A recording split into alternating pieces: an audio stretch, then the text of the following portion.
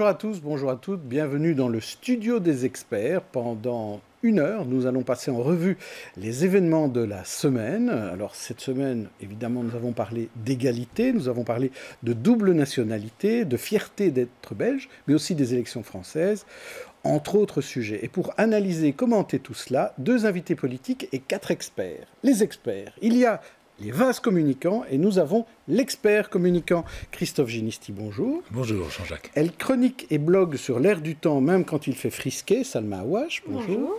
Il chronique, il blague et il blogue, c'est le nouveau rédacteur en chef de Pan, Marcel Sel, bonjour. Il investigue et fait peur aux plus puissants, le journaliste du vif, Nicolas De Decker. C'est joli ça, bonjour. Alors notre fierté, c'est de bons résultats au foot, des acteurs et des chanteurs qui se distinguent à l'étranger.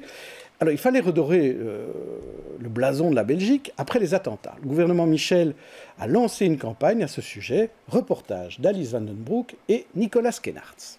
Saviez-vous que le créateur du saxophone est belge? Ou encore que cette planète découverte par nos astronomes ont des noms de bières? Ces slogans mettent en avant tout ce qu'il y a de meilleur dans notre pays. Et généralement, les Belges en sont fiers. Pour quelles raisons la Belgique est-elle connue internationalement? La nourriture, les frites, la chocolat, la bière et le gouvernement qui ne marche pas très bien. On parle beaucoup du circuit de Francorchamps, les 24 heures de Francorchamps, l'Atonium aussi, et puis les gaufres au sucre, des choses comme ça, mais aussi parce que peut-être le Belge est quelqu'un qui est fort ouvert. Cette belgitude est également représentée à travers une série de pictogrammes et de filtres noirs, jaune, rouge. La photo porte aussi le hashtag BelPhénoménal. Donc tout ce que les Belges ou les étrangers trouvent de phénoménal en Belgique, ils peuvent prendre une photo et le partager comme ça via les réseaux sociaux. Parler belge, parler autrement, c'est le concept de cette campagne qui se veut décalée. La Belgique est autrement phénoménale. La Belgique est phénoménale, ça c'est clair, on a énormément d'atouts. Et autrement parce que nous sommes différents, nous sommes modestes. Nous avons l'autodérision, nous ne nous prenons pas au sérieux, nous avons énormément d'atouts et nous les mettons en valeur, nous les mettons en avant, au premier plan, différemment des autres nations. Autrement phénoménal, c'est le nom de cette campagne positive qui s'étalera sur 2 années. Alors Christophe Ginisti, vous aviez été très critique l'année dernière sur les campagnes qui avaient été lancées à l'époque pour redorer le blason de Bruxelles à l'époque. Et là-dessus, sur la Belgique, qu'est-ce que vous en pensez ? J'avais été critique parce que c'était trop tôt. C'était tôt et c'était très incantatoire. C'était immédiatement après les attentats et je trouvais que c'était un peu tôt.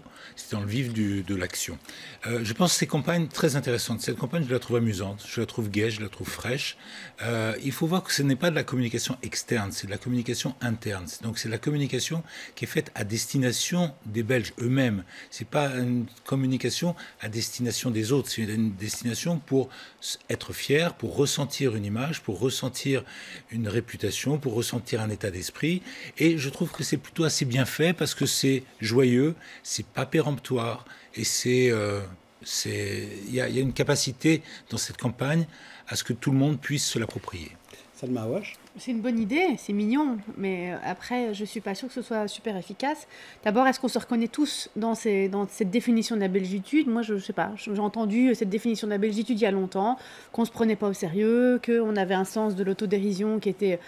Je ne sais pas, c'est ce qu'on dit de nous, mais est-ce qu'on est vraiment tous comme ça? Donc, je ne suis pas sûre que vraiment ce soit efficace pour ce sentiment d'appartenance qui doit passer autrement que par une campagne d'affichage, à mon sens. Peut-être vous manquez de dérision. Marcel Sel. Non, moi aussi. Alors, je trouve très bien de rappeler que la Belgique, que les Schtroumpfs sont belges, que Adolphe Sax est belge. Tout ça, je trouve ça très intéressant. Mais j'ai la même remarque, et j'irai juste un pas plus loin, c'est que, en fait, la dame se vante d'avoir de l'autodérision. Elle se vante d'être modeste. Donc, quelque part, c'est une sorte de chauvinisme un petit peu déviant, mais ça reste du chauvinisme. C'est, en fait, on est les plus modestes, on est les plus rigolos, on est les plus... Mais en réalité, c'est une façon de se donner quand même le beau rôle. Mais c'est bien.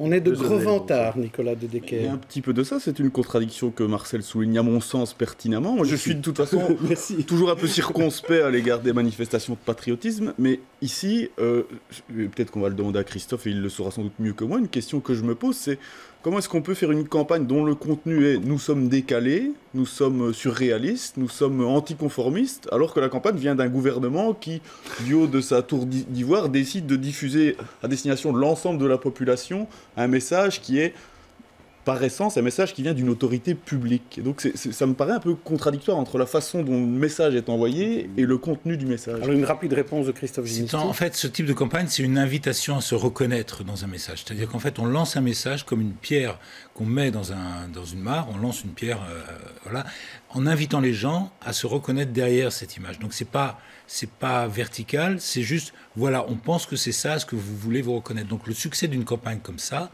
réside dans l'appropriation qu'en auront les gens.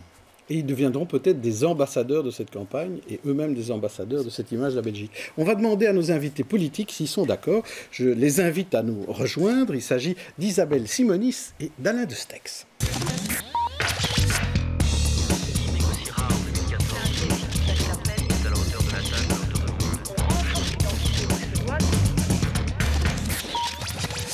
Alors Isabelle Simonis est ministre socialiste du droit des femmes, de l'égalité des chances, de l'enseignement, de la promotion sociale, de la jeunesse. J'en oublie peut-être encore. C'est à la fédération, c'est au sein du gouvernement de la Fédération Wallonie-Bruxelles et c'est une nafteuse puisque elle vient de Liège, mais elle est à Bruxelles à peu près tous les jours. Alain Destex, lui, est député bruxellois, il est sénateur MR, il est aussi conseiller communal à XL, donc lui n'est pas un nafteur, il habite la région bruxelloise. Alors, donc, quelle est votre réaction par rapport à cette campagne? D'abord, est-ce que la ministre du gouvernement de la Fédération Wallonie-Bruxelles suit l'idée du gouvernement fédéral sur ce cas-là? Est-ce que vous trouvez que c'est une bonne idée, cette campagne? Mais je trouve que pour une fois, c'est une campagne qui peut rassembler et non pas diviser, et qui en plus a ce côté un peu décalé et surréaliste qui nous caractérise. Donc je trouve que c'est une assez bonne idée, ma foi, à la fois dans un objectif intérieur au pays, de rassembler la population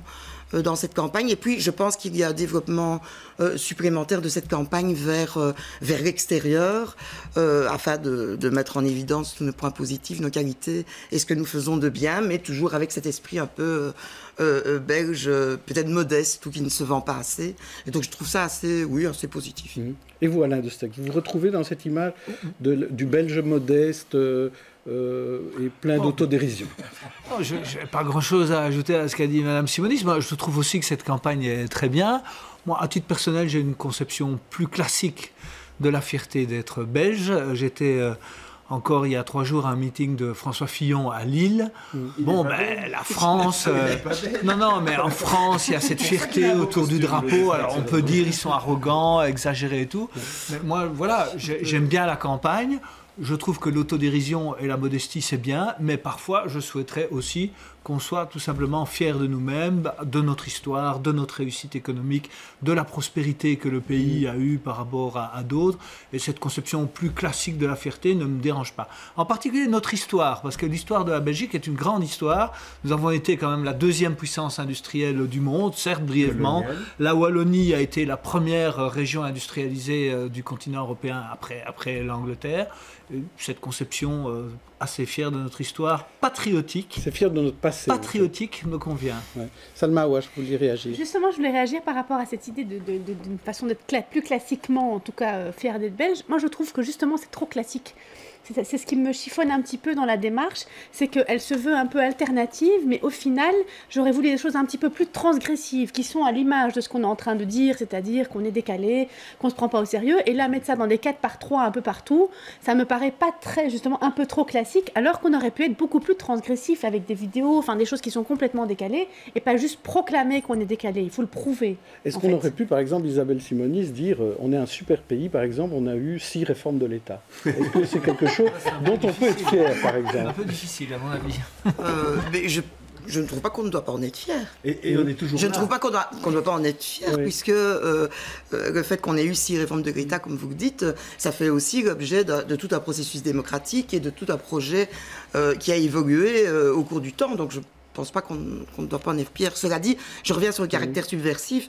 Il faut peut-être aussi resituer cette campagne, je crois que vous l'avez fait, c'est un peu plus d'un an après les attentats. Oui. Et donc cette campagne, c'était aussi après un traumatisme vécu dans la population belge et aussi un déficit, une image qui avait été pour le moins écorchée à l'étranger, ou en tout cas minimisée. Et donc elle vient dans ce cadre-là. Et donc il y avait peut-être un temps pour ne pas être tout à fait dans le côté subversif, je dirais. Et puis ce serait la première fois quand même qu'il y a un gouvernement qui soit véritablement subversif. Alors il y aura de toute façon d'autres campagnes. Il y a le gouvernement bruxellois qui prépare une campagne d'ici une dizaine de jours. Vendredi après-midi, ce sont les offices de tourisme qui ont lancé leur campagne. Donc on sent qu'il y a vraiment une envie de faire rayonner Bruxelles et la Belgique. Alain Destex peut y réagir. J'étais d'accord avec votre commentaire tout à l'heure, c'est-à-dire que malheureusement, on n'y peut rien, c'est comme ça. Après un attentat majeur, il y a une période de sidération et je pense qu'il y a un délai de latence pendant lequel ça ne sert pas à grand-chose de faire des campagnes de promotion du pays parce que l'image de l'attentat est tellement forte que... Donc j'ai aussi un peu à l'époque critiqué le gouvernement bruxellois qui, à mon avis, allait trop vite pour faire ce type de campagne. Mais voilà, maintenant... c'est le bon moment. Alors, ne nous faisons pas d'illusions quand même. L'image de la Belgique à l'étranger, c'est quasiment exclusivement 3 choses. Le chocolat, la bière et Bruxelles, capitale de l'Europe. Je crois qu'on doit aussi capitaliser sur ces trois éléments. Et puis nos entreprises, parce qu'on est quand même un des pays les plus exportateurs au monde, et ça, je pense que c'est un atout qu'on doit aussi faire valoir. Alors peut-être qu'il y a un autre sujet dont on peut être fier en Belgique, c'est l'égalité homme-femme, et c'est notre deuxième chapitre. Ça reste pourtant encore un work in progress, comme on dit, ça peut s'améliorer, mais c'est déjà pas mal. Dernier thème en date, c'est la contraception, avec une campagne de sensibilisation appelée 50-50. L'idée, c'est de montrer que les femmes ne doivent pas être seules à penser la contraception. Delphine Ancel était notre invitée jeudi dans le magazine M, et voilà ce qu'elle en disait. En fait, c'est vraiment ce qu'on a essayé de faire cette année en faisant l'enquête, aussi bien auprès des hommes que des femmes. Donc en 2010, on avait effectivement aussi fait une enquête contraception et on avait interrogé les femmes. Cette année, on a vraiment voulu faire le miroir homme-femme. Et en fait, dans cette enquête, ce qui est intéressant, c'est qu'au final, les deux, hommes comme femmes, vont nous dire que c'est un sujet qui est important pour les deux, auquel chacun a un rôle à jouer. Mais dans les faits, quand on leur demande est-ce que vous décidez ensemble, est-ce que vous discutez, on voit qu'il y a une amélioration. Donc on parle plus qu'avant du moyen que l'un et l'autre vont prendre pour se protéger et avoir une contraception. Mais dans la décision, notamment du contraceptif de la femme, là, on voit que ça reste relativement stable par rapport à 2010. Donc ce n'est pas encore une décision commune au sein du couple. Ouais. Alors c'est original, Nicolas Decker, cette opération de sensibilisation à une contraception partagée. Sur la méthode, d'abord, je ne suis pas suffisamment compétent que pour jauger de son efficacité. Peut-être qu'on pourra encore demander l'avis de Christophe là-dessus. Je ne sais pas dans quelle mesure ces campagnes-là vont effectivement contribuer à changer les comportements. Ce qui m'intéresse, moi, sur le fond, c'est de voir à quel point la dimension de l'intime, un peu de choses plus intimes que ces décisions-là, sont aussi marquées par la domination masculine qui caractérise nos sociétés. C'est-à-dire que, très largement, depuis, je pense, des siècles, voire des millénaires, mais aussi depuis des décennies et quelques années, on a délégué aux femmes la décision de choisir comment éviter d'avoir des enfants ou pas. Et je pense que, sur le fond, il y a une vraie question qu'on ne pose pas assez souvent quand on évoque les questions d'inégalité homme-femme. Donc ça va bien au-delà de la contraception. Marcel Sell ? Juste une petite chose, c'est qu'on a délégué aux femmes. En même temps, les femmes, beaucoup de femmes, se le sont appropriées. Ce qui fait que la discussion... En fait, maintenant, c'est aux hommes de dire aux femmes, on veut bien aussi, nous... On a décidé qu'elle le ferait, maintenant on doit décider qu'on le fait aussi. Alors on va demander son avis. De toute façon, attendez, arrêtez de vous disputer entre mansplaining ici. On va demander à Isabelle Simon, qui a financé cette campagne. Donc, mais pourquoi vous avez fait ça ? Vous trouviez qu'il y avait une vraie problématique à ce sujet ? Mais je pense d'abord qu'on n'entend plus dire que la contraception est uniquement l'affaire des femmes, c'est plutôt une bonne idée, et de sensibiliser à la discussion dans les familles, dans les couples, sur la question de la contraception, participe d'une des missions de prévention des centres de planning familiaux, et d'éducation des centres de planning. Donc ça me paraît utile, on verra si la campagne arrive ou pas à modifier peu à peu les comportements. Mais plus largement, je crois aussi que ça participe d'une évolution, je dirais, des féminismes. Et je fais notamment référence à une campagne récente des Nations Unies intitulée He for She, et donc qui vise en fait à impliquer les hommes dans des combats pour l'égalité. Et ça me paraît essentiel de dire on a tous à gagner, hommes et femmes, à l'avènement d'une société qui soit plus égalitaire. Puisque aujourd'hui, on voit bien qu'il y a un certain nombre de discriminations, elles sont importantes, qui subsistent aussi dans notre pays, en matière d'emploi, en matière de répartition des tâches, en matière de soins aux enfants, en matière de temps partiel, enfin que c'est de revenus, et je pourrais multiplier les exemples. Il faut qu'on arrive à un moment donné à avoir, et je suis sûre que vous en êtes, des hommes féministes engagés sur le combat de l'égalité. Alors, est-ce que vous êtes un homme féministe engagé, Alain de Stex? Écoutez, je ne sais pas. Je suis en tout cas favorable à l'égalité homme-femme totale. Je trouve que notre pays n'est effectivement probablement pas... Enfin, on est pas mal situé, mais on peut faire des efforts. J'ai été à une époque le président de la commission égalité homme-femme au Sénat. J'ai beaucoup appris à l'époque. La difficulté, évidemment, c'est comment le faire. Dans le monde politique, vous savez, à un moment, on a mis des quotas. À un moment, les quotas peuvent se retourner aussi. C'était une bonne chose, d'ailleurs. Hein. Moi, je n'étais pas opposé. Mais maintenant, dans certaines communes bruxelloises, on a l'effet inverse. C'est-à-dire que les quotas vont jouer contre les femmes, puisque dans certaines communes, il y a plus de femmes que d'hommes. Donc, sur les listes électorales, les hommes vont être privilégiés. Ouais. Donc voilà, moi je n'ai pas grand-chose à ajouter là-dessus, mais on doit continuer à progresser, c'est évident. Salma Awash, vous avez étudié un peu le monde du travail et les droits des femmes. Et ce que me montre cette campagne, c'est qu'en fait, comme presque tous les sujets, en fait, ils concernent les deux. Mais souvent, ça reste chez la femme, la responsabilité. Et au niveau du travail, c'est à peu près pareil. C'est-à-dire que ça concerne tout le monde, mais c'est la femme et de la famille. C'est la femme à qui on a plus ou moins incombé ou qui se l'est appropriée, peu importe, cette responsabilité-là et qui la porte seule. Et en fait, il y a un coût d'opportunité énorme par rapport à l'inégalité professionnelle. C'est-à-dire que dû au fait que les femmes n'accèdent pas au même poste, qu'elles n'ont pas les mêmes éducations, ou que si elles ont la même instruction, n'accèdent pas à suffisamment de postes à responsabilité, qu'elles ne soient pas assez décideuses, c'est-à-dire d'avoir des politiques justement qui promeuvent et qui vont vers cette égalité, ça coûte à la société au niveau mondial environ 28 milliards de dollars par an. C'est-à-dire qu'en fait, tout ce qu'on perd, c'est-à-dire qu'on investit dans des femmes dans leur éducation, mais à la fin, elles ne créent pas de valeur. C'est-à-dire que comme les femmes, il n'y a pas d'égalité de répartition des tâches ménagères, c'est du temps qu'elles ne passent pas au travail, donc à ne pas créer de valeur, donc à ne pas être taxées. On peut aller jusque-là, en fait, parce qu'elles ne contribuent pas à la richesse. C'est énorme. Et le jour où on verra qu'il y a vraiment... C'est pas juste de l'idée. C'est pragmatique, c'est de l'économie, ça coûte de l'argent. Et aujourd'hui, on court après le moindre centime. Je pense que ça peut être intéressant de partir là-dessus. Ça peut être une idée pour financer le budget fédéral, ou je ne sais pas, payer le pacte d'excellence.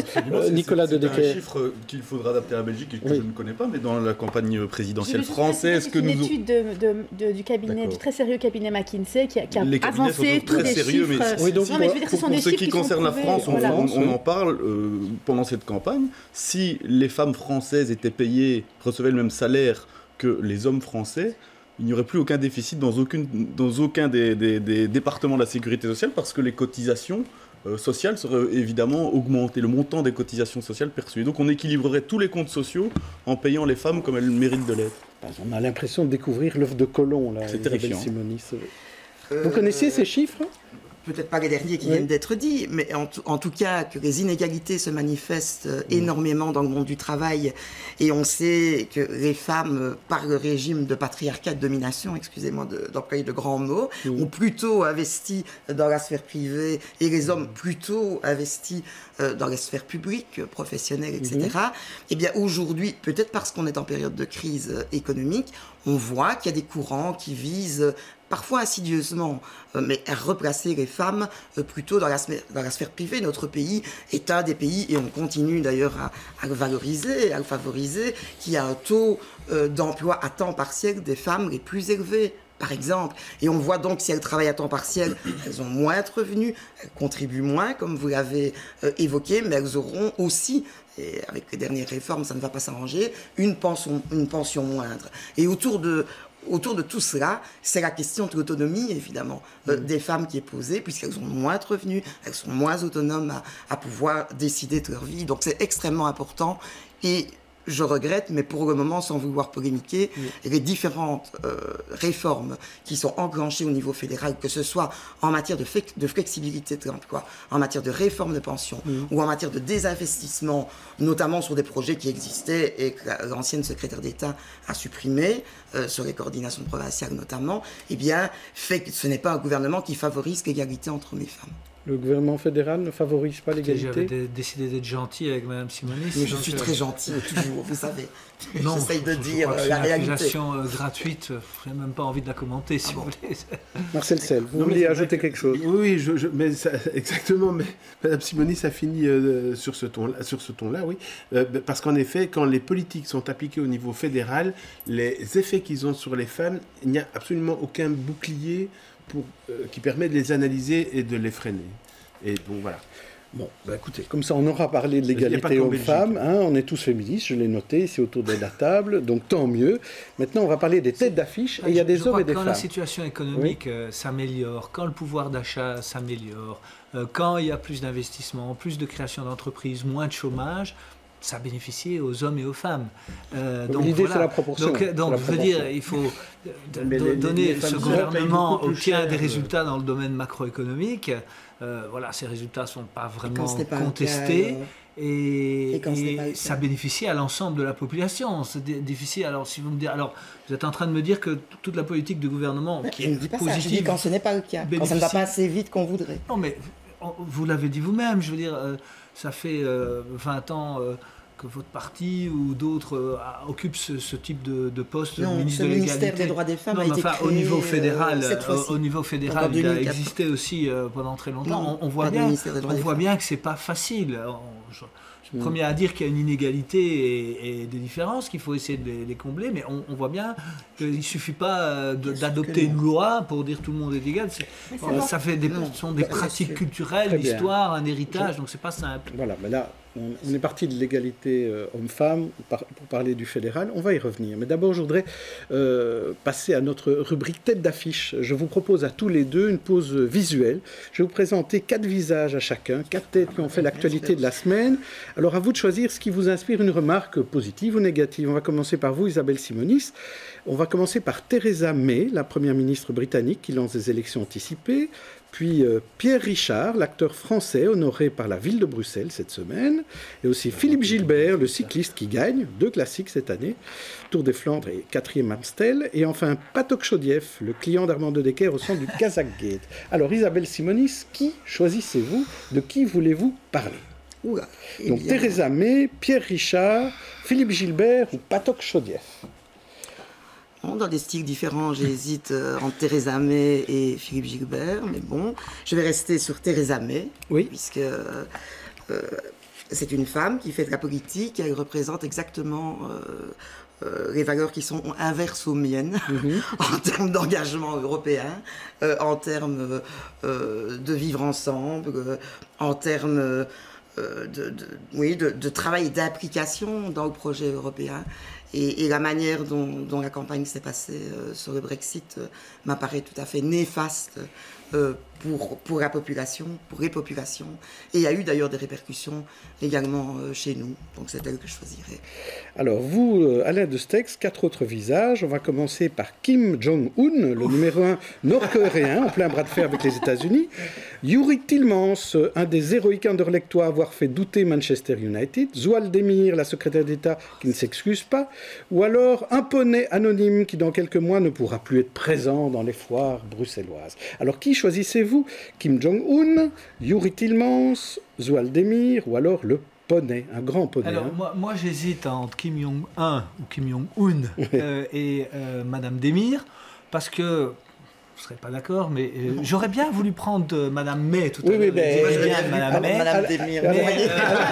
Alain de Stex, il faut en choisir un ou une. Qui choisissez-vous? Je choisis Kim Jong-un, mais je peux dire beaucoup de bien de Madame Demir. Non, mais peut-être tout à l'heure, vous aurez l'occasion d'en parler. Bon, écoutez, pourquoi je le choisis? Parce que voilà, je suis un des très rares Belges à avoir été en Corée du Nord. On s'en souvient, oui. Et Kim Jong-un est le fils de Kim Il-sung et Kim Jong-il. Oui. Répétez. Non, Kim Jong-il, Kim Jong-sun et Kim Jong-un. Donc c'est le troisième de la génération. Ouais. J'ai pu voir évidemment d'assez près la folie de ce régime, qui est un des plus meurtriers au monde, à travers notamment l'organisation de la famine, des meurtres de masse, etc. Et ce qui se passe aujourd'hui m'inquiète évidemment fortement. Il y a un risque de guerre mondiale, vous voyez? De guerre mondiale, non, mais il y a un risque de missiles éventuellement nucléaires sur la Corée du Sud ou sur le Japon, et éventuellement, puisque l'objectif affirmé des Coréens du Nord est un jour de construire un missile intercontinental capable d'atteindre les États-Unis. Et donc c'est une situation extrêmement difficile, parce qu'il y a là un dilemme pour le président Trump, qui ferait bien de le faire avec une certaine légitimité internationale et pas tout seul, je m'empresse de le dire, mais confronté à ce type de régime, est-ce qu'il vaut mieux attendre, patienter, négocier et éventuellement se retrouver un jour avec un régime fou et meurtrier qui détient une arme nucléaire capable de l'envoyer sur des pays comme le Japon ou les États-Unis, ou est-ce qu'il vaut mieux essayer de détruire préventivement, je le répète, si possible avec un consensus international et pas par une vision unilatérale ou une décision unilatérale, l'arsenal nucléaire nord-coréen, à condition qu'on puisse encore le détruire en une seule frappe. Donc c'est un monsieur et un régime très, très dangereux. Petite question bonus pour chacun d'entre vous. André Gilles, exclu du PS, Isabelle Simonis, quand vous avez appris ça, pas de surprise? Ça ne vous a pas étonné?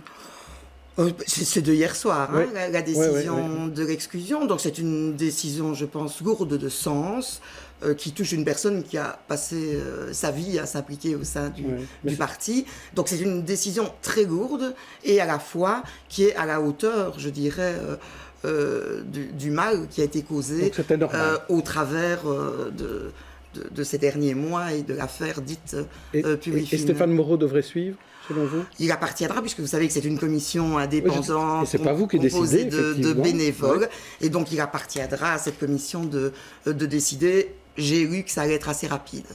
Alors, Alain de Stex, vous, une question. On aurait pu parler de Dominique de Fourny, qui a dit fin de semaine que vous n'aviez plus droit au mandat dérivé au conseil communal d'Ixelles. Vous ne pouvez plus être le représentant ixellois, notamment chez Vivaquois, je crois. Quelle était votre réaction là-dessus? Brutelli, voilà. Écoutez, d'abord, moi, je n'ai rien demandé.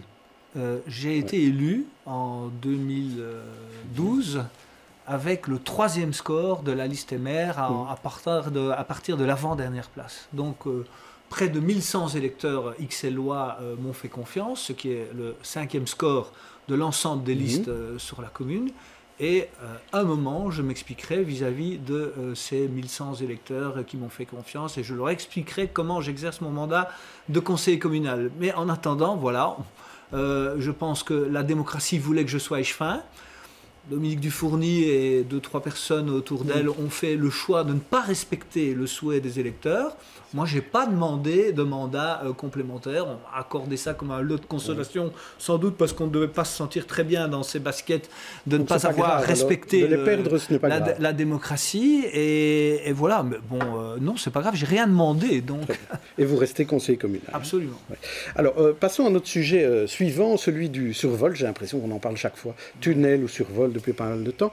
Les amendes sonores ont repris cours en région bruxelloise. C'est l'annonce que le gouvernement bruxellois a fait jeudi. Reportage de Michel Gaillard et Anaïs Letiex.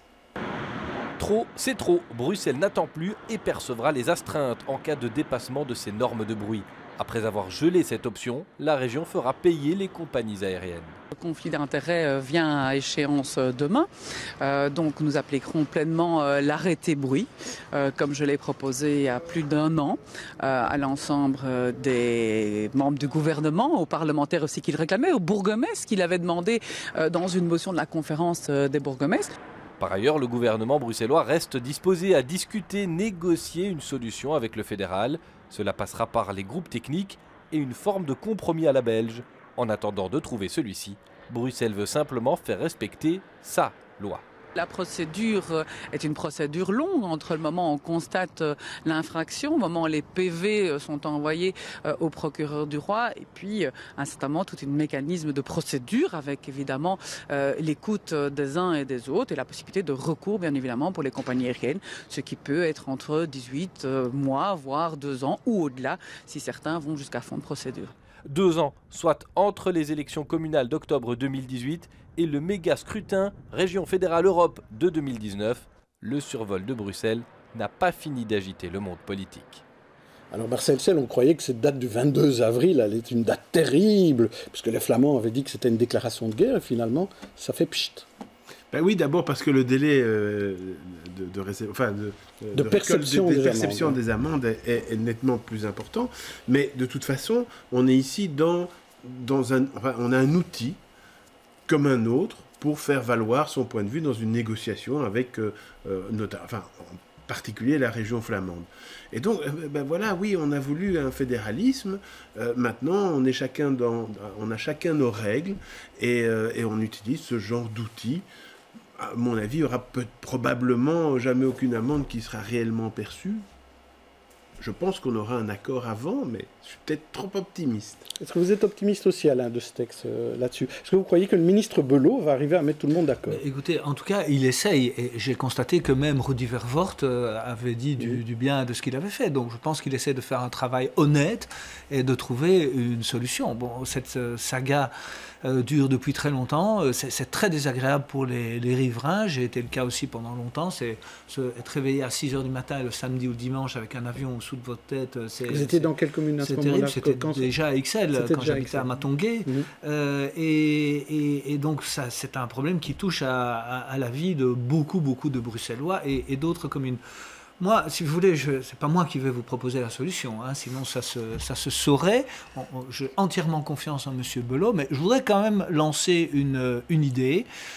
On voit bien évidemment la difficulté, c'est certaines communes plus favorisées que d'autres, les flamands, les francophones, et au fond tout le monde a des intérêts divergents, tout le monde veut que l'aéroport prospère au niveau économique, mais pas de bruit au-dessus de sa maison. Alors moi, dans un cas comme ça, si vous voulez, j'aurais tendance à dire, pourquoi ne pas recourir à une médiation internationale, ou si on ne veut pas une médiation, une enquête internationale. Donc le Conseil de l'Europe qui viendrait... Par exemple, de demander à des gens qui n'ont rien à voir, qui ne sont pas survolés, qui n'habitent ni Ixelles, ni Woluwe, ni Zaventem, ni autre, de venir nous dire objectivement comment peut-on répartir le bruit de façon équitable. Vous pensez que M. Belot, c'est une bonne idée, parce qu'il est de Rochefort? Bon, oui, mais j'ai commencé par dire que j'avais entièrement confiance en M. Belot, mais on voit bien qu'il a aussi des difficultés au sein du gouvernement fédéral. C'est très touchy, on ne va pas ici pratiquer la langue. Donc demander une expertise voilà, c'est simplement mon idée, pour voir comment, puisqu'on voit bien chaque fois, on se heurte à des intérêts, tous légitimes d'ailleurs. Moi, je ne suis pas en train de dire que certains exagèrent. Quand vous êtes survolé, vous avez un intérêt direct. Ça s'appelle un problème. Mais pourquoi pas essayer de voir, alors bien entendu aussi, le respect des horaires. Hein. Les avions, normalement, c'est 11 h, mais il y en a qui arrivent en retard. Le matin, il faut vraiment discuter cette norme de 6 ou 7 heures. J'ai tendance plutôt à dire 7 heures, mais les gens de l'aéroport ne sont pas d'accord. Mais pourquoi pas essayer de demander à des personnes extérieures, pas directement concernées, de nous aider. C'est juste de nous aider. Alors, Isabelle Simonis, on a le cas quand même de Bierzet. Hein. Bon, évidemment, c'est pas exactement la même chose, mais malgré tout, là aussi, il y avait des gens qui se plaignaient et on a trouvé des solutions, même si c'était pas facile. Et je suis étonné d'entendre M. Destix venir avec une médiation internationale. C'est clair que c'est un dossier extrêmement complexe, compliqué, et il est clair aussi qu'il faut soutenir toute démarche constructive, et à l'heure actuelle, celle du ministre de la Mobilité me paraît tout à fait possible. Mais quand même, quand on voit et quand on se reporte il y a 3 ans d'ici, où certains... M. Dorolf, par exemple, disait qu'en 40 jours, le problème serait réglé.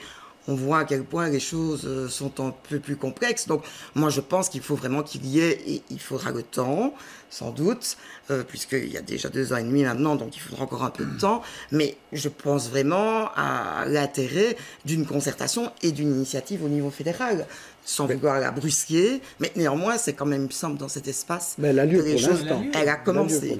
Nicolas de Decker. Indépendamment du sort des malheureux riverains qui sont mitraillés de boucans à longueur de journée et de petits matins, et indépendamment des enjeux économiques, je pense qu'on peut déjà tirer, à mon avis, une ou deux morales de cette espèce d'imbroglio, et ça doit nous inviter à nous méfier de ce qu'on entend dire. D'abord, et je suis assez content d'entendre M. de Stex et même un peu Mme Simonis le dire à demi-mot, l'intérêt général, ça n'existe pas, c'est un mythe.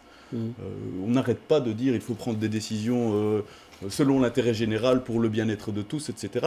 C'est pas toujours propagande. possible. C'est de la langue de bois doublée de propagande. Qu'est-ce qu'il y a derrière l'intérêt général? Il y a des intérêts particuliers, il y a des idéologies, ce n'est pas un gros mot, il y a des valeurs, et chacun se confronte en fonction du rapport de force, ça passe ou pas. Et un intérêt collectif spécifique devient l'intérêt général. L'autre chose, c'est qu'il faut se méfier de toute une série de fausses bonnes idées qui, à mon sens, circulent beaucoup ici.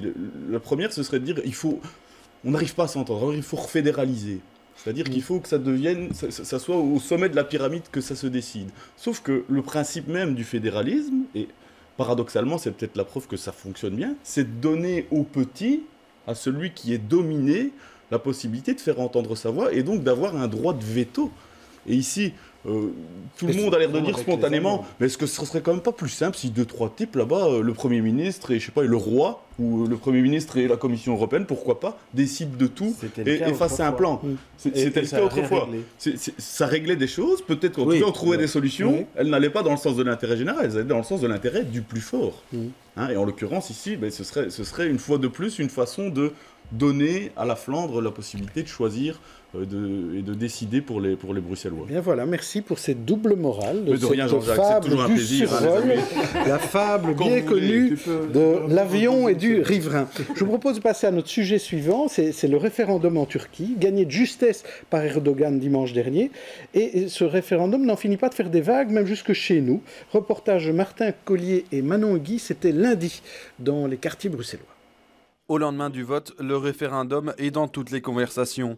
Et parmi les Turcs de Bruxelles, beaucoup sont satisfaits du résultat.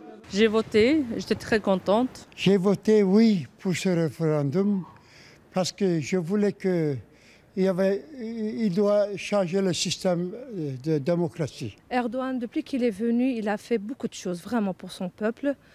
C'est ça qui vous a poussé à voter pour le oui? Oui. En Belgique, le oui l'emporte majoritairement à 75% et à Bruxelles, ils sont près de 69% à avoir voté en faveur du référendum.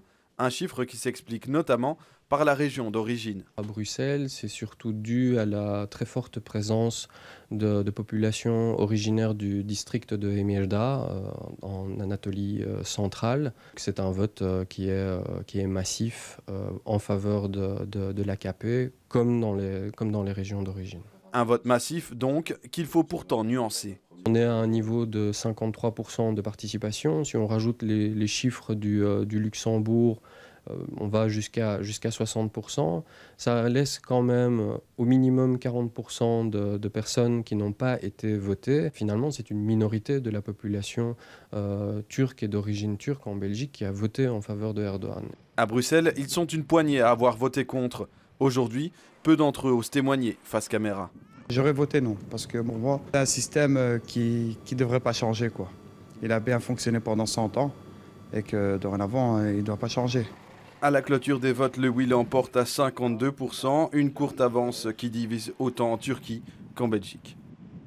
Alors Salma Awash, ça a posé cette question-là, ce sujet du référendum, la question de la double allégeance, la question de la double nationalité, on va en parler.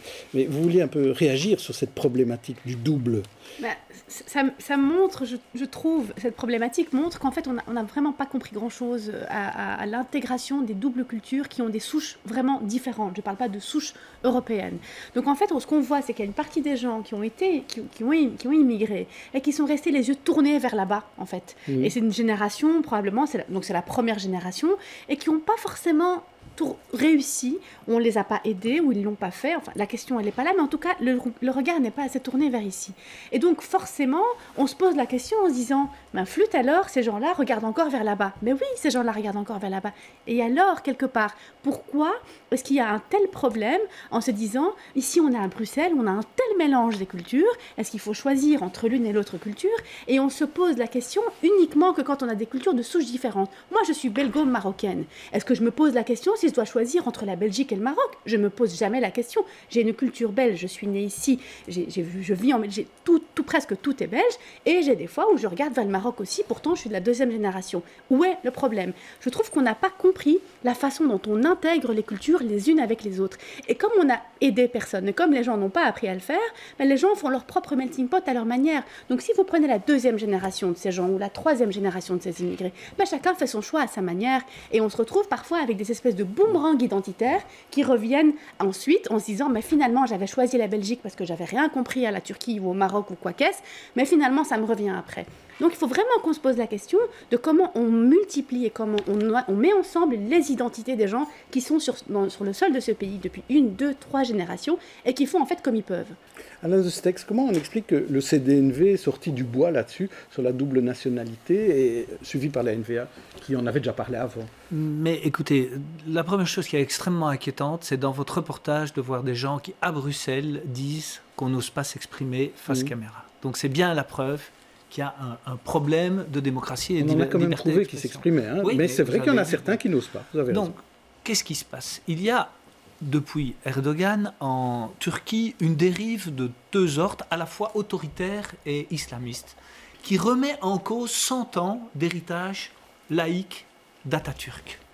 Et je vous permettrai de dire, je trouve ça un peu contradictoire, ce que vous venez de dire, madame, parce que s'il y a bien un pays où le statut de la femme, notre débat précédent, est en train de régresser par rapport à avant, c'est la Turquie. Je vous rappelle qu'Erdogan a quand même fait plusieurs déclarations disant les femmes à la maison, faire des enfants. Je vous rappelle également qu'il y a à peine quelques années, le voile était interdit dans toutes les écoles, y compris les universités en Turquie.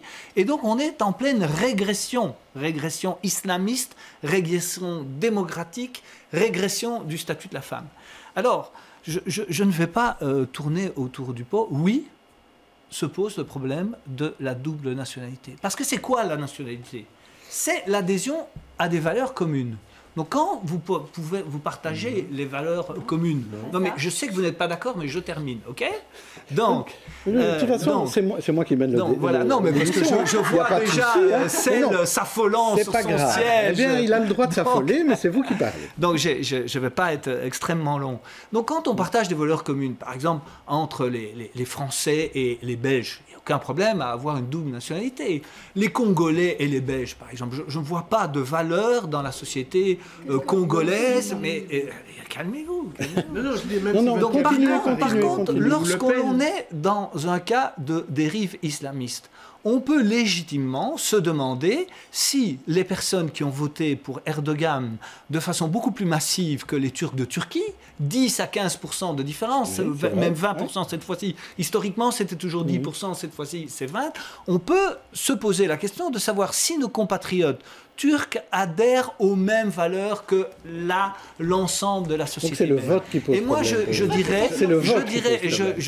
dirais deux choses pour terminer. La première, je me demande comment M.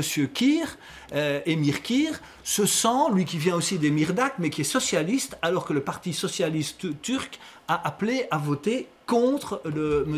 Erdogan. Donc, je veux dire, on a un pied de chaque côté, on fait le grand écart. À quel moment est-ce qu'on se casse la gueule? Je ne sais pas. Le deuxième élément, donc l'important, c'est l'adhésion aux valeurs communes. Et donc, pour moi, dans des cas comme cela, il faudrait non pas faire comme on fait, alors évidemment certains sont nés ici, on n'y peut rien, mais en ce qui concerne l'acquisition de la nationalité, il faudrait vérifier plus spécifiquement l'adhésion aux valeurs communes. Je vous donne deux exemples. L'égalité homme-femme fait partie de notre valeur. Aujourd'hui, l'égalité homme-femme n'est pas au cœur du projet d'Erdogan, c'est le moins qu'on puisse dire.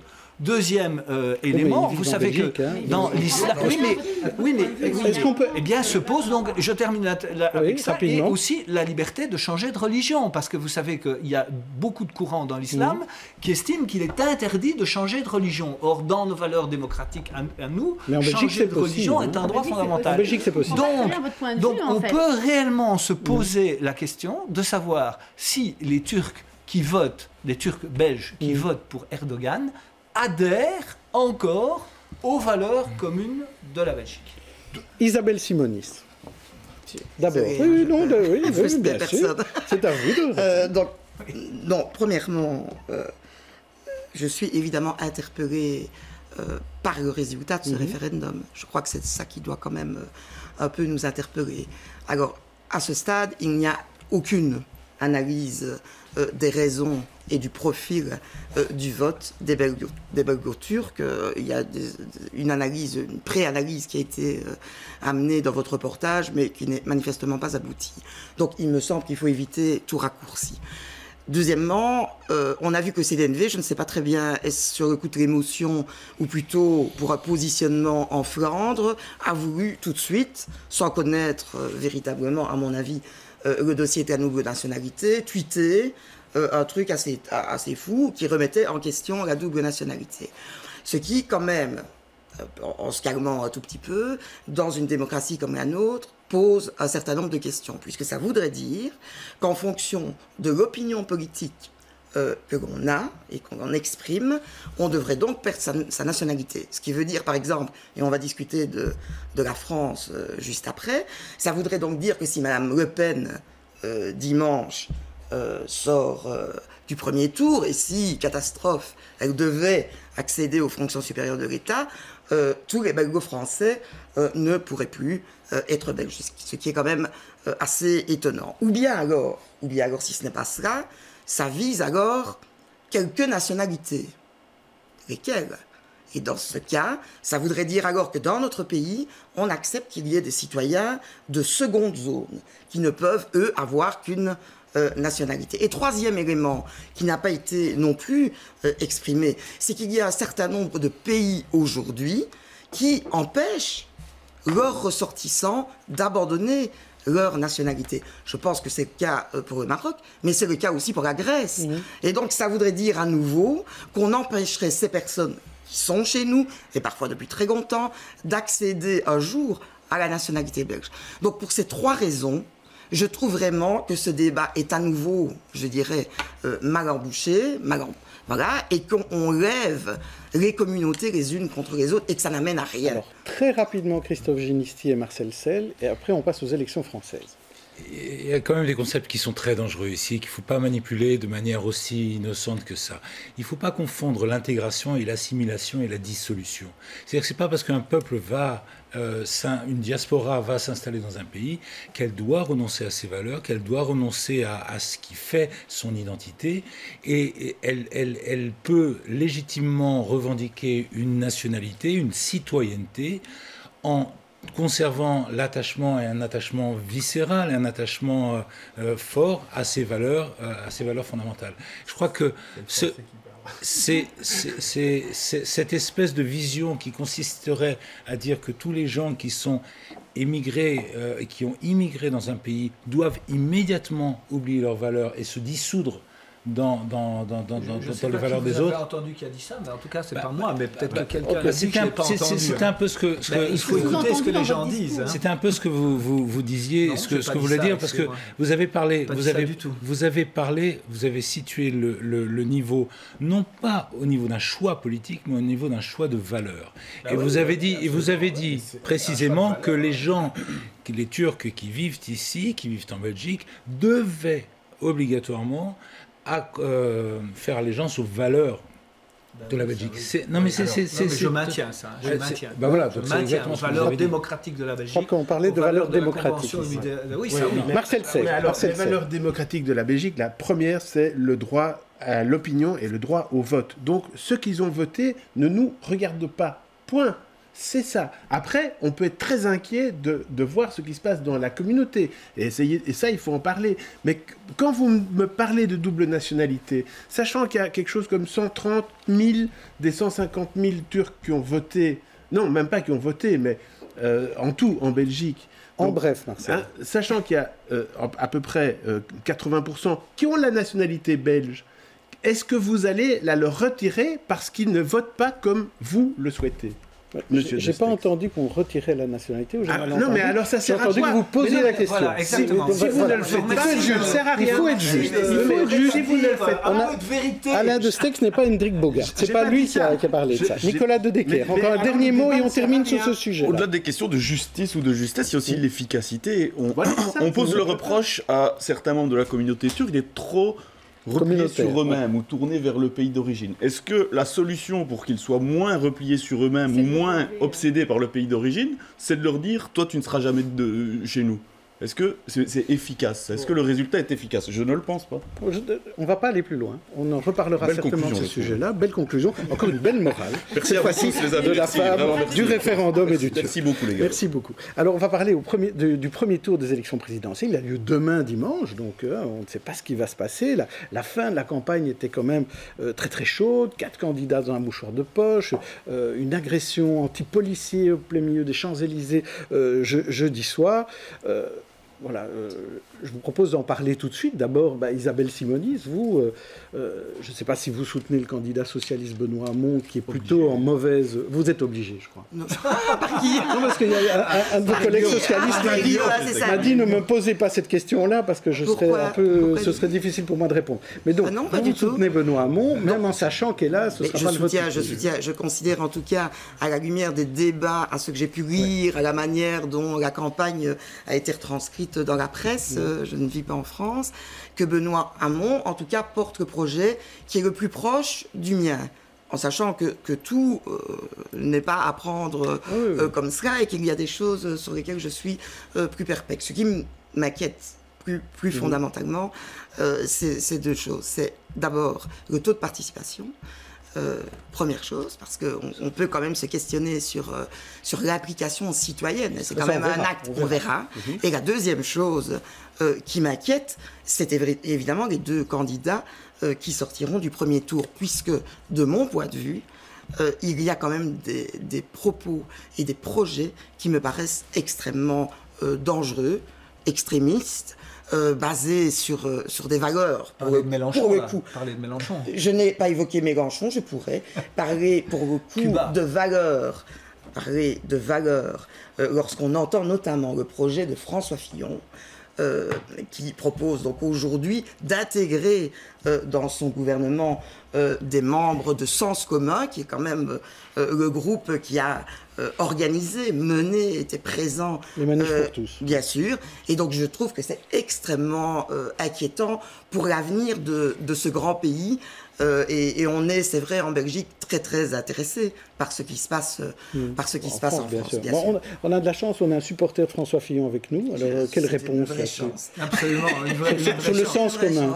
Est-ce que François Fillon... La beauté du costume de la c'est un signe ostentatoire de soutien. Allez-y, Alain de Stex, il nous reste peu de temps. Madame Macron était habillée par Vuitton. Personne n'en a parlé. Je suis mal il y a vraiment... Non, habillée gratuitement par Vuitton. Donc, il y a eu une campagne quand même un peu biaisée. Mais sur les Sens commun. Non, mais écoutez, c'est un problème tout à fait marginal. Il a répondu à ça. François Fillon a un projet. Il a dit qu'il était en désaccord avec Sens commun, mais qu'il voulait une majorité extrêmement large. Je vous ai expliqué que vous avez bien Emir Kir qui soutient Erdogan. Je pense que c'est un écart aussi considérable.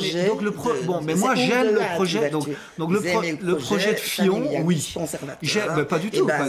C'est le projet économique qui vous plaît davantage. Fillon ne remet en question, contrairement à ce qui a été dit, il ne remet absolument pas en question le droit à l'avortement. Il a dit que, à titre personnel, philosophiquement, mais c'est encore son droit. Moi, je suis pour l'avortement. Mais là, vous me déviez de ce que je veux dire. Moi, je trouve qu'il a un superbe projet et c'est le seul qui peut redresser la France. Parce que sur le plan économique, il faut quand même bien voir ce que c'est la France. C'est un grand pays en déclin. Hein. En 1981, quand François Mitterrand est arrivé au pouvoir, la dette française était de 30% du PIB. À l'époque, la nôtre était de 130% du PIB. Et aujourd'hui, je ne sais plus, 40 ans ou 45 ans plus tard, sinon 35 ans plus tard, eh bien, nous sommes à 106 et ils sont à 98 ou 99. Ils vont bientôt nous passer. Fillon a un vrai projet. Et sur le totalitarisme islamique, c'est le seul qui a compris la nature de la menace terroriste. Il a écrit un livre que je vous recommande tous qui s'appelle « Vaincre le totalitarisme islamique » qui est un superbe programme pour vaincre cette idéologie. Les autres n'ont pas compris la nature de la menace que nous avons, et notamment que le danger n'était pas uniquement la violence, les actes violents, mais le salafisme et le radicalisme religieux. Alors je propose à Christophe Higinisti de dire un petit mot de conclusion avant qu'on passe au coup de cœur, parce qu'on n'a pas beaucoup de temps. Cette campagne a été marquée par plusieurs éléments. Le premier élément qui a marqué cette campagne, c'est ce qu'on appelle le dégagisme. C'est-à-dire que le dégagisme, c'est faire table rase et essayer de se débarrasser du passé. Manuel Valls a été éliminé, Nicolas Sarkozy a été éliminé, François Hollande s'est éliminé lui-même. Et donc ça, c'est un élément très fort d'un point de vue politique. Le dégagisme est un élément très très fort. Le deuxième élément que cette élection a montré, en tout cas jusqu'à présent, et on verra demain les résultats du premier tour, c'est la volonté des Français de faire table rase du passé et de balancer, de renverser la table, comme on dit. Et les deux candidats qui... on va pas les appeler d'extrémistes parce que ça n'a pas de sens aujourd'hui, même si ce sont deux extrémistes, mais leur posture, et c'est pas pour ça qu'ils réussissent dans les sondages, c'est pas parce qu'ils sont extrémistes, c'est parce qu'ils ont cette attitude qui consiste à promettre qu'on va balancer la table. L'un dit on va réécrire une nouvelle constitution, l'autre c'est Mélenchon. C'est Mélenchon, et l'autre dit on va sortir de l'Europe, etc. C'est Marine Le Pen, on va casser tout. Donc ça, ce sont deux phénomènes qui sont extrêmement importants. Mais bon, on a l'impression que les deux autres candidats dans ce carteron là, en fait, ils sont aussi un peu anti-système. Macron, il dit les partis, on n'en a pas besoin. Et Fillon dit moi je suis contre le système, contre les médias, contre les juges. Donc finalement, on a 4 candidats anti-système. Sauf que Benoît Hamon est le seul candidat pro-système. Non, c'est deux qui le sont vraiment, et deux qui font semblant de l'être. C'était le truc sur En tout cas, 4 qui se positionnent comme ça. Voilà. 4 qui se positionnent comme ça. Macron tente d'inventer un nouveau positionnement politique. Et quant à François Fillon, il n'a pas le choix. Il est obligé de produire un renouveau pour éviter de se coller l'étiquette Sarkozy encore dans le dos qui lui traîne à la peau. Eh bien, on va passer au coup de cœur maintenant. On commence par vous. Christophe, vous voulez parler d'or et d'art. Pas d'art, surtout. Oui, parce que vous parlez d'or. Non, oui, ça m'a fait sourire. C'est pas véritablement un coup de cœur, c'est plus un clin d'œil. C'est un artiste qui s'appelle Abraham Poincheval et qui s'est mis qui s'est exposé lui-même dans le musée de Palais de Tokyo à Paris. Et son projet, c'était de couver des œufs et de les faire éclore. Et alors j'ai trouvé ça assez rigolo. Et j'ai trouvé ça, je ne dis pas que c'est de l'art, mais à la veille des élections françaises, je me suis demandé, mais qu'est-ce que les Français vont couver et qu'est-ce qui va éclore un nouveau président, des œufs politiques. Alors vous, Salma, vous voulez parler cuisine? Oui. J'en parle pas assez, je trouve qu'on parle pas assez des choses qui nous font du bien, savoir manger, bien manger. Donc c'est l'Indonesian Food Tour qui sera à Bruxelles le 15, 16, 17 mai. Donc c'est un tour européen de 3 jeunes chefs indonésiens qui font quelques capitales européennes et qui vont nous amener en fait cette cuisine traditionnelle ancestrale, mais avec un espèce de petit mix un peu fusion, et ça sera au Café Calens près du Bois de la Cambre, donc 15, 16, 17 mai. Très rapidement, Marcel, lui, veut parler flamand. Et c'est une action de Bruz, qui est donc l'équivalent de BX1 en néerlandais, et qui s'appelle, ça y est, j'arrive plus... Zap Metjeklasse. Zap Metjeklasse, qui est un site internet où on peut aller voir des émissions en néerlandais, mais qui sont faciles à suivre, alors qu'en général, les francophones qui pour la première fois regardent une émission en néerlandais à la VRT se disent « qu'est-ce que c'est, je comprends rien ». Et donc là, voilà, Zap Metjeklasse. Et alors, dernier coup de cœur, celui de Nicolas Jean-Jacques, on a eu un grand malheur en 2016, la mort du réalisateur italien Ettore Scola. Le grand bonheur qu'on a, nous, Bruxellois, c'est d'avoir la Cinémathèque, qui est un endroit prodigieux, et qui profite, si je puis dire, du décès d'Ettore Scola pour lancer une rétrospective. Donc, il rediffuse tous ses films. C'est vraiment le grand moment de la comédie italienne, qui parle légèrement de sujets lourds dans les années 60 et 70. Et demain, Drame de la jalousie, 17h. Je vous invite tous, les amis, pour boire un verre. Merci. Pour la course, je vous conseille de lire le livre de Jean Quatremer, ça vous intéresse, c'est un europhile convaincu, mais comme on dit, qui aime bien châtie bien, il explique vraiment les torts de l'Europe. C'est un guide à l'usage des eurosceptiques. Hélas, on n'a pas le temps pour vos coups de cœur, Alain et Isabelle, ce sera pour une prochaine fois. La semaine prochaine, c'est Jean-Christophe Peuzès qui présentera les experts, et moi je vous retrouve dans 15 jours. Bon week-end à tous.